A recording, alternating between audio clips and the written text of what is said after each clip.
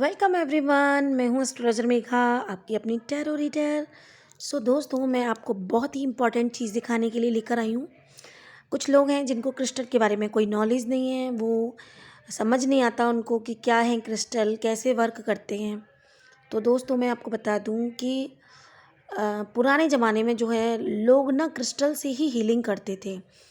जो दूसरे देशों के लोग होते थे, रोम या इटली के जो लोग हुआ करते थे, या फिर और भी कई देश हैं चाइना वगैरह में, तो वहाँ पे इसी से हीलिंग की जाती थी। मतलब लोग युद्ध के समय भी क्रिस्टल का यूज़ करते थे। अगर किसी को चोट लग जाती थी तो वो हीलिंग करते थे क्रिस्टल के द्वारा।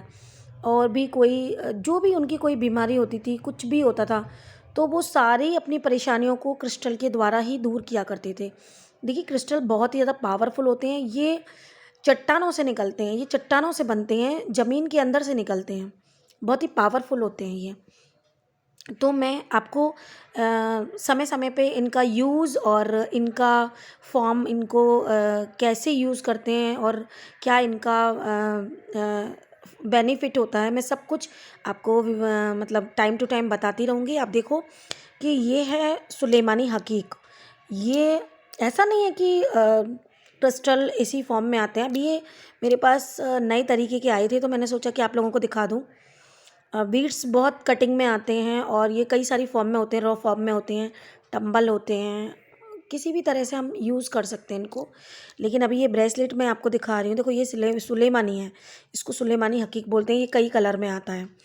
तो इसका क्या यूज़ होता है, जैसे जब राहु से या शनि से पीड़ा होती है ना, तो ये बहुत अच्छा वर्क करता है। कई बार क्या होता है, कोई बच्चा है, उसका पढ़ाई में मन नहीं लग रहा, वो बिल्कुल पढ़ाई से बिल्कुल हट गया है, या आपके घर का कोई सदस्य है जो आपकी बात ही नहीं सुन रहा है और वो खोया खोया रहने लगा है ना, तो ऐसी स्थिति में ये बहुत ही अच्छा वर्क करता है। ये मतलब कंसंट्रेशन बढ़ा देगा, उसको ट्रैक पे ले आएगा, उसको सारा इल्यूज़न दूर करने में ये बहुत मदद करता है ना। अगर आपका बच्चा नहीं खा रहा है, नहीं सुन रहा है, आपकी घर में कोई ऐसा सदस्य है जो बिल्कुल ऐसा लग रहा है कि ये पागल सा हो गया है ना, तो ऐसी स्थिति में ये बहुत ही बढ़िया वर्क करता है ना। झगड़े हो रहे हैं किसी के बहुत ज़्यादा, वो झगड़ने को तैयार रहता है बंदा, हर वक्त लड़ाई झगड़ा उसको करने को बेचैन रहता है, और मतलब एक अजीब तरह का इंसान कभी कभी हो जाता ना।